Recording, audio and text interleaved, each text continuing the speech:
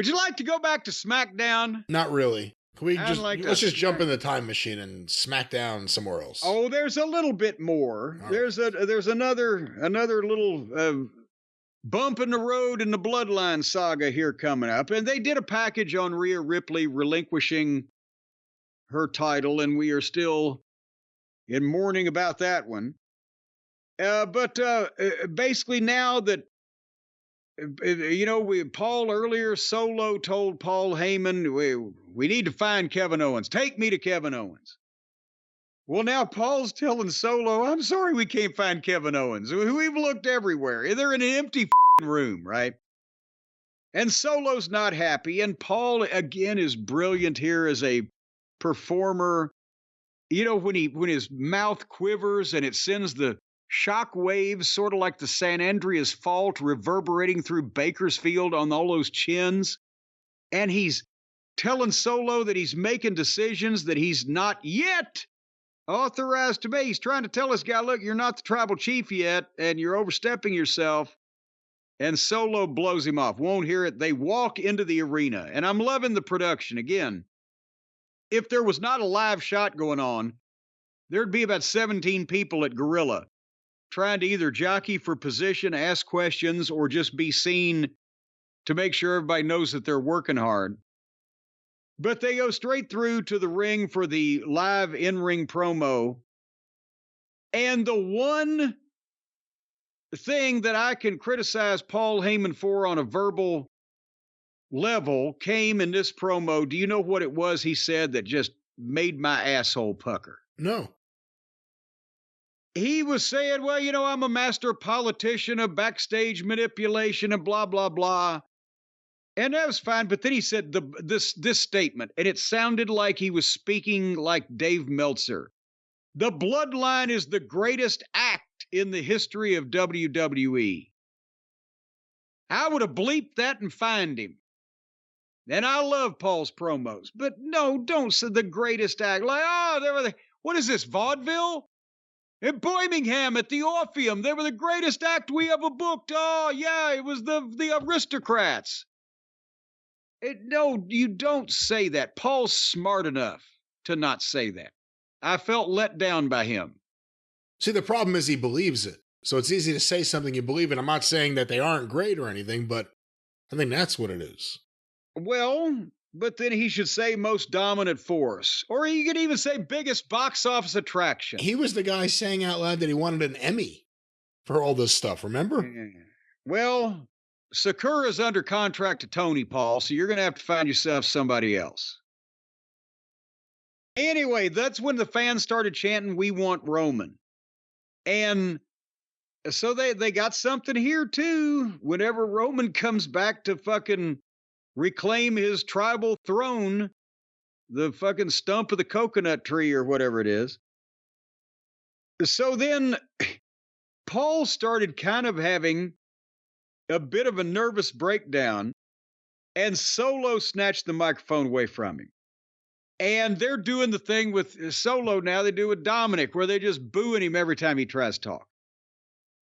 But his story is, last week I lost a brother in order to find one. My MFT.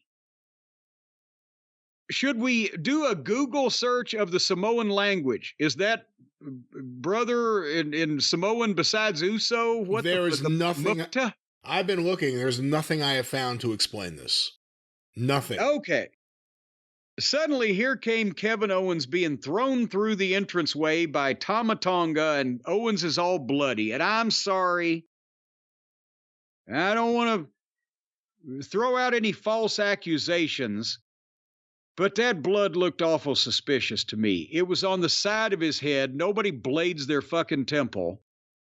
And it was all over his head, but it never did really drip very much. That I'm going to have to call some bullshit on the blood. But does it work for this? One, it's on network TV, so they're not going to get close-ups. So they're going to try to avoid showing any detail. You're just going to see red in the distance, and you don't actually see him get beat up. You're just seeing him fly out there, already having gotten his ass kicked. It made sense for that, though. I do not ever support, unless it's for the intestinal bleeding angle from the throat. And even then, And I've done that before, I will admit. Several times I've used the gimmick blood for the spitting up blood because everybody's pussies these days. They don't want to have their own blood drawn. But I can't condone the use of fake blood in wrestling because that legitimizes everybody's screwy, mistaken fucking knock on wrestling all those years. The one thing they were wrong about, the blood wasn't fake. Fucking network TV, bunch of pussies. But anyway, they beat the shit out of Kevin, and they raise their fingers, and then Kevin fights back to the ring to get at him, and they get more heat on him, and there's security, and there's Nick Aldis, and they're trying to stop the whole thing. And, meanwhile, Paul's been crazy about all of this.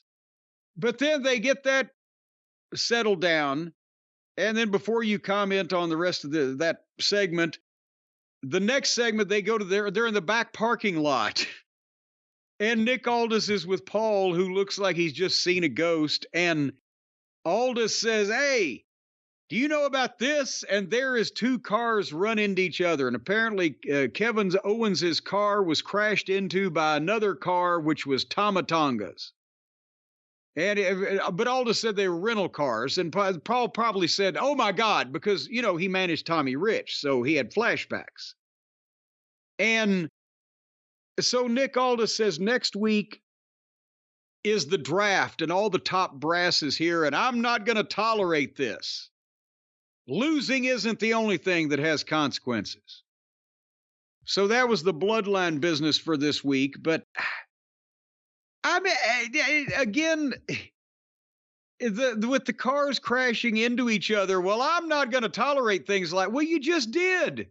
Because it's your show this week as well as next week.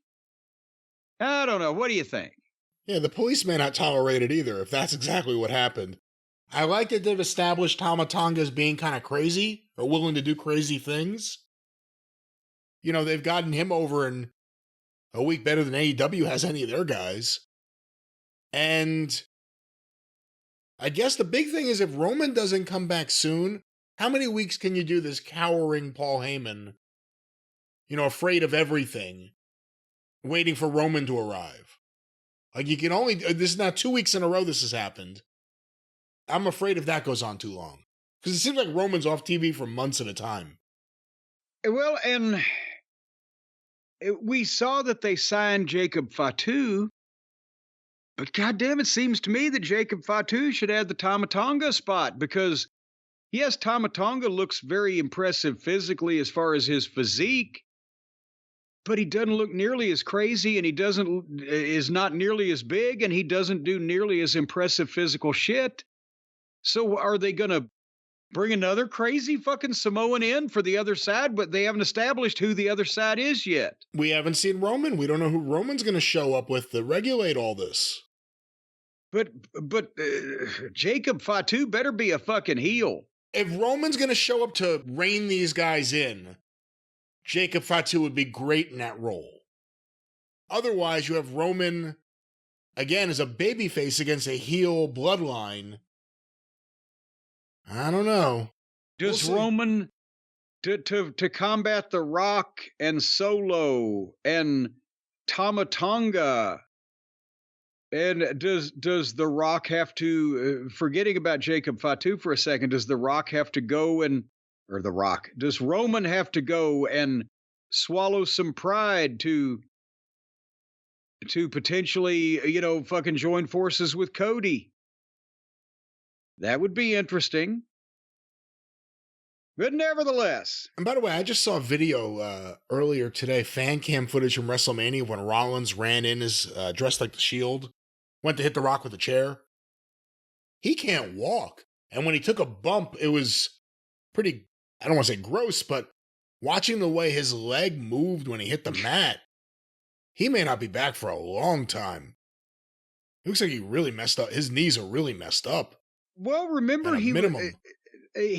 I don't know whether he hurt himself anymore or whether he was already injured because remember they had done the thing where Rollins had a knee problem leading up to WrestleMania. But then he had to announce he'd been cleared. So is he going to Oof. retroactively fix damage that had already been done?